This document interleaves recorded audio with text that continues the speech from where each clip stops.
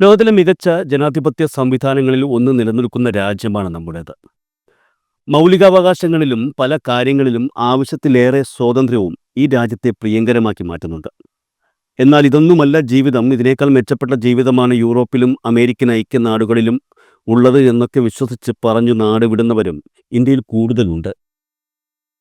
സ്വന്തം കാര്യം മാത്രം നോക്കി ജീവിക്കുന്നവർക്ക് ഈ പറഞ്ഞ രാജ്യങ്ങളൊക്കെ പ്രിയങ്കരങ്ങളാകും. എന്നാൽ പൊതുജനങ്ങളുമായി ഇടപെട്ടും പൊതുപ്രവർത്തനങ്ങളുമായി ബന്ധപ്പെട്ടും ജീവിക്കുന്നവർക്ക് നമ്മുടെ രാജ്യത്തെ പോലെ ആകില്ല മറ്റു രാജ്യങ്ങളൊന്നും. ഫെഡറൽ സംവിധാനം നിലനിൽക്കുന്ന രാജ്യം കൂടിയാണ് നമ്മുടെ ഇന്ത്യ. ഇന്ത്യൻ യൂണിയൻ ഗവൺമെൻറ്റും സംസ്ഥാന ഗവൺമെൻറ്റുകളും തമ്മിലുള്ള ബന്ധവും അധികാര വിതരണങ്ങളും ക്രമീകരിക്കാനായി ഭരണഘടന വിഭാവനം ചെയ്യുന്ന നിയമങ്ങളാണ് ഇന്ത്യയിലെ ഫെഡറലിസത്തെ രൂപപ്പെടുത്തുന്നത്. അതുകൊണ്ട് തന്നെ യൂണിയൻ ലിസ്റ്റ്, സംസ്ഥാന ലിസ്റ്റ്, കൺകറന്റ് ലിസ്റ്റ് എന്നിങ്ങനെ അധികാരങ്ങളും ബാധ്യതകളും വീതിക്കപ്പെട്ടിട്ടുണ്ട്. നിയമനിർമ്മാണം, അഡ്മിനിസ്ട്രേറ്റീവ് അധികാരങ്ങൾ, എക്സിക്യൂട്ടീവ് അധികാരങ്ങൾ എന്നിവയിലെല്ലാം ഈ വീതം വെപ്പുകൾ നമുക്ക് കാണാൻ കഴിയും. ഈ കൂട്ടത്തിൽ കേന്ദ്രവും സംസ്ഥാനങ്ങളും തമ്മിലുള്ള ബന്ധത്തിന് പാലമായി നിൽക്കുന്ന ആളാണ് ഗവർണർ. സ്വാഭാവികമായും കേന്ദ്ര സർക്കാരാണ് ഇവരെ നിയമിക്കുന്നത്. അതുകൊണ്ട് തന്നെ കേന്ദ്ര സർക്കാരിൻ്റെ രാഷ്ട്രീയത്തോട് ആഭിമുഖ്യമുള്ളവർ ആയിരിക്കും ഗവർണർമാരായി എത്തുന്നതും. എന്നിരുന്നാൽ കൂടി ഗവർണർമാരായി എത്തുന്നവർ സംസ്ഥാനങ്ങളോടൊരു പ്രത്യേക അടുപ്പം സൂക്ഷിക്കാറുണ്ട്. കേരളത്തിലെ മുൻകാല ഗവർണർമാരുടെ കാര്യങ്ങൾ എടുത്തു നോക്കിയാൽ നമുക്ക് അവരിലെല്ലാം സംസ്ഥാന സർക്കാരുമായുള്ള അടുപ്പത്തിൻ്റെ വശങ്ങൾ കാണാൻ കഴിയും. എന്നാൽ ഇക്കഴിഞ്ഞ തവണ, അതായത് കേന്ദ്ര സർക്കാർ പ്രതിനിധി ആരിഫ് മുഹമ്മദ് ഖാൻ കേരള ഗവർണറായി എത്തിയത് മുതൽ ആ രീതിക്കൊരു മാറ്റം സംഭവിച്ചു. എന്ന് പറഞ്ഞാൽ മറ്റു ചില സംസ്ഥാനങ്ങളിൽ ഗവർണർമാരിലൂടെ കേന്ദ്ര സർക്കാർ നടപ്പാക്കുന്നത് പോലെ ഒരു സമാന്തര ഭരണ സംവിധാനം കേരളത്തിലും നടപ്പാക്കാൻ ഗവർണർ ശ്രമിക്കുന്നതും നമ്മൾ കണ്ടു.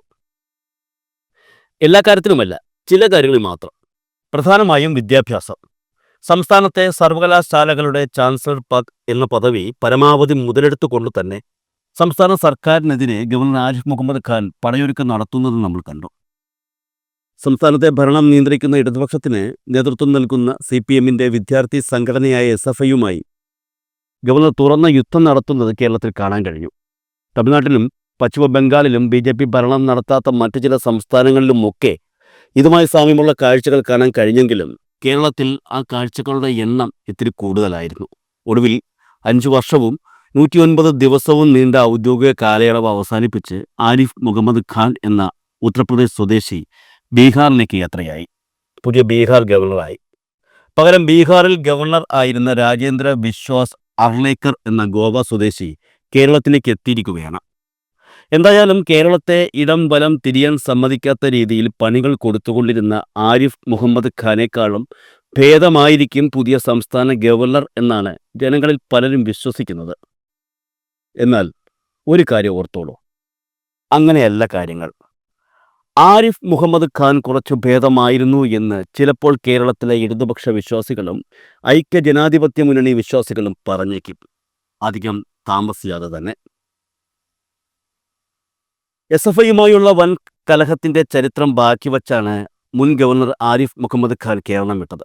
ഇടതുപക്ഷവുമായി അത്ര നല്ല രസത്തിലല്ലായിരുന്നു എന്നുള്ളതിനാൽ പിരിഞ്ഞു പോകുന്ന സമയത്ത് ഗവർണർക്ക് നല്ലൊരു യാത്ര അയപ്പ് പോലും നൽകിയില്ല എന്ന വാദങ്ങളൊക്കെ V മുരളീധരൻ ഉൾപ്പെടെയുള്ള BJP നേതാക്കൾ ഉയർത്തിയിരുന്നു.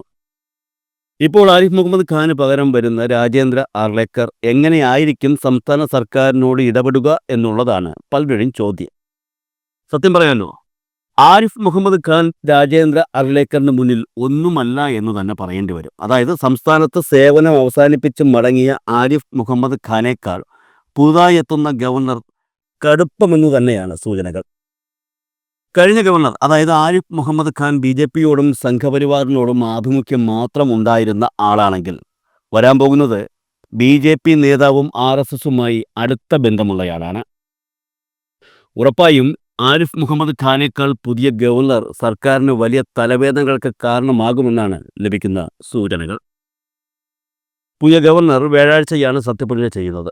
ഇപ്പോൾ ബീഹാറിലേക്ക് പോയ ആരിഫ് മുഹമ്മദ് ഖാനെക്കുറിച്ച് നമുക്കറിയാം. പുള്ളിക്കാരൻ നേരത്തെ പല രാഷ്ട്രീയ പാർട്ടികളിലും അംഗമായിട്ടുള്ള വ്യക്തിയാണെന്നും ഇസ്ലാമിൽ നിലനിൽക്കുന്ന മതനിയമങ്ങൾക്കെതിരെ ശക്തമായ നിലപാട് എടുക്കുന്ന വ്യക്തിയാണെന്നുമുള്ള കാര്യങ്ങളൊക്കെ ഇതിനു മുൻപേ പല സംഭവങ്ങളിലൂടെയും പുറത്തു വന്നിട്ടുള്ള കാര്യമാണ്. മുൻപ് കോൺഗ്രസ് മന്ത്രിസഭയിൽ കേന്ദ്രമന്ത്രിയായിരുന്ന ആരിഫ് മുഹമ്മദ് ഖാൻ BJP ശക്തി പ്രാപിച്ചു തുടങ്ങിയതിനു ശേഷമാണ് BJP അനുഭാവം പ്രകടിപ്പിക്കുന്നതും അവരുമായി ചേരുന്നതും. എന്നാൽ ആർലേക്കർ അങ്ങനെയുള്ളൊരു വ്യക്തിയല്ല. BJP രൂപം കൊണ്ട 1980-കൾ മുതൽ ഇദ്ദേഹം പാർട്ടി സഹയാത്രികനാണ്. ഗോവയിൽ പാർട്ടിയുടെ ജനറൽ സെക്രട്ടറി ആയിരുന്നു ഇദ്ദേഹം. നയപ്രഖ്യാപനത്തോടെ പുതുവർഷത്തിൽ 3ാം നിയമസഭാ സമ്മേളനം തുടങ്ങാനിരിക്കെ പുതിയ ഗവർണറുടെ നയപ്രഖ്യാപനം എങ്ങനെയായിരിക്കുമെന്നുള്ളത് പ്രധാനമായിരിക്കും. പുതിയ ഉപലോകായുക്ത നിയമനം അടക്കമുള്ള സർക്കാർ ശുപാർശകൾ ഒപ്പിടാതെയാണ് മുൻ ഗവർണർ ആരിഫ് മുഹമ്മദ് ഖാൻ മടങ്ങിയിട്ടുള്ളത്. പുതിയ ഗവർണർ ഇക്കാര്യത്തിൽ എടുക്കുന്ന തീരുമാനം എന്തായാലും ചർച്ചയാകും. അനുകൂലമായ ഒരു തീരുമാനമുണ്ടാകില്ലെന്ന് തന്നെയാണ് രാഷ്ട്രീയ നിരീക്ഷകർ ഇപ്പോൾ കരുതുന്നതും. വിവാദ പ്രസ്താവനകളുടെയും പരാമർശങ്ങളുടെയും കാര്യത്തിൽ ഒട്ടും പിന്നിലല്ല നിയുക്ത ഗവർണർ. മറ്റു രീതിയിൽ പറഞ്ഞാൽ മുൻ ഗവർണർ ആരിഫ് മുഹമ്മദ് ഖാനേക്കാൾ കടുപ്പക്കാരൻ. മഹാത്മാഗാന്ധിയുടെ സത്യാഗ്രഹ സമരത്തെ തള്ളിപ്പറഞ്ഞ വ്യക്തിയാണ് ഇദ്ദേഹം. ഇപ്പോൾ മനസ്സിലായി കാണുമ്പോൾ ഇദ്ദേഹത്തിൻ്റെ റേഞ്ച് എന്താണെന്ന്. ബ്രിട്ടീഷുകാരെ ഇന്ത്യക്കാർ ആയുധം കാട്ടി ഇന്ത്യയിൽ നിന്നും ഓടിക്കുകയായിരുന്നെന്നും അല്ലാതെ സത്യാഗ്രഹത്തിൻ്റെ വിജയമായിരുന്നില്ല എന്നും പ്രസ്താവന നടത്തിയാണ് ഇദ്ദേഹം വിവാദമുണ്ടാക്കിയത്. അതായത് പുള്ളി പറയുന്നത് ഇത്രയേ ഉള്ളൂ, ഇന്ത്യക്കാരായ ജനങ്ങളുടെ കയ്യിൽ സ്വാതന്ത്ര്യ സമരത്തിൻ്റെ അവസാന കാലത്ത് ആയുധങ്ങൾ പ്രത്യക്ഷപ്പെട്ടു തുടങ്ങി. അപ്പോൾ വീട്ടിൽ നിന്നും പുറത്തേക്ക് ഇറങ്ങുന്ന ആൾക്കാർ ആയുധങ്ങളും ധരിച്ചുകൊണ്ടാണ് നടന്നത്. ബ്രിട്ടീഷുകാരെ എവിടെ വെച്ച് കണ്ടാലും ആക്രമിക്കാൻ തയ്യാറായി തന്നെയാണ് ഇന്ത്യക്കാർ ആയുധങ്ങളുമായി നടന്നത് എന്നാണ് ഇദ്ദേഹം ഉദ്ദേശിക്കുന്നത്. എന്തായാലും ആ സമയത്ത് ഇന്ത്യക്കാരുടെ അക്രമവാസന കണ്ട് ബ്രിട്ടീഷുകാർ അമ്പരന്നു. കാരണം കുറേ കൊല്ലം മുൻപ് വരെ തങ്ങൾ അടിമകളാക്കി വച്ചിരുന്ന ഇന്ത്യക്കാർ ആയുധങ്ങളും ധരിച്ച് ബ്രിട്ടീഷുകാരെ എവിടെ കണ്ടാലും ആക്രമിക്കാൻ തയ്യാറായി നടന്നു തുടങ്ങിയപ്പോൾ ബ്രിട്ടീഷുകാർ അപകടം മണത്തു എന്നാണ് നമ്മുടെ പുതിയ ഗവർണർ ഉദ്ദേശിക്കുന്നത് എന്ന് തോന്നുന്നു. ഇതോടുകൂടി ബ്രിട്ടീഷുകാർ ഇന്ത്യ വിടാൻ തീരുമാനിക്കുകയായിരുന്നു എന്നാണ് അദ്ദേഹം പറയുന്നത്. പിൽക്കാലത്ത് ചരിത്രം എഴുതിയവർ സ്വാതന്ത്ര്യ സമരം, സത്യാഗ്രഹ സമരം എന്നൊക്കെ കഥകൾ ഉണ്ടാക്കി അതിനെ ജനങ്ങളിൽ അടിച്ചേൽപ്പിക്കുകയായിരുന്നു എന്നും ഇദ്ദേഹം പറയുന്നു. അതായത് ചുരുക്കി പറഞ്ഞാൽ മഹാത്മാഗാന്ധി ഉൾപ്പെടെയുള്ള മറ്റ് സ്വാതന്ത്ര്യ സമര സേനാനികളൊന്നും ചെയ്തിട്ടില്ല. ഇന്ത്യക്കാർ ആയുധങ്ങളും ധരിച്ച് നടക്കാൻ തുടങ്ങിയതോടെ പേടിച്ചാണ് ബ്രിട്ടീഷുകാർ സ്ഥലം വിട്ടത് എന്നർത്ഥം. ഇപ്പോൾ മനസ്സിലായില്ലേ കേരളം കാണാൻ പോകുന്നത് ആരിഫ് മുഹമ്മദ് ഖാനേക്കാൾ വലിയ ആളിനെയാണെന്ന്.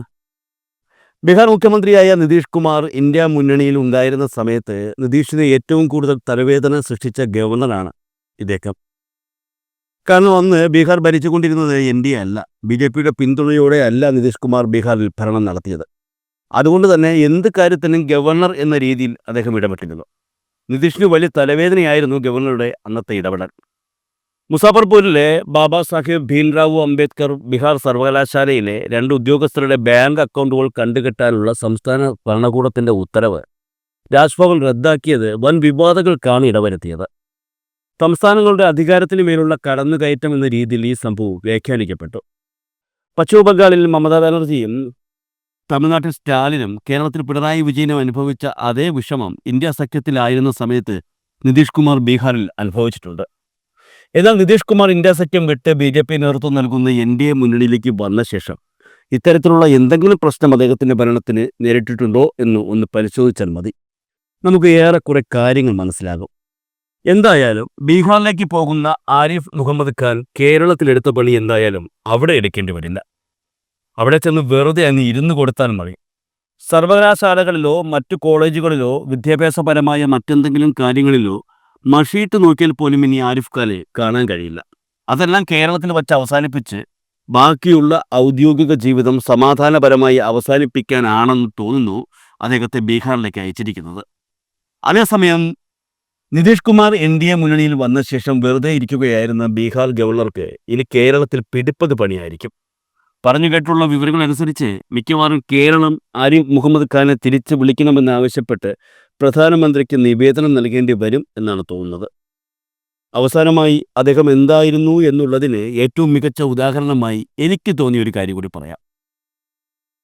രാജ്യത്ത് സർക്കാർ ജോലിക്ക് അപേക്ഷിക്കാൻ അച്ചടക്കത്തിൻ്റെ ഭാഗമായി ഇന്ത്യയിലെ ജനങ്ങൾക്ക് 2 വർഷം നിർബന്ധിത പട്ടാള സേവനം നൽകണമെന്ന് കുറച്ചുകാലം മുൻപ് ഒരു വ്യക്തി പറഞ്ഞിരുന്നു. ആ വ്യക്തിയുടെ പേരാണ് രാജേന്ദ്ര വിശ്വനാഥ് ആർലേക്കർ. വ്യാഴാഴ്ച ചാർജ് എടുക്കുന്ന കേരളത്തിൻ്റെ പുതിയ ഗവർണർ.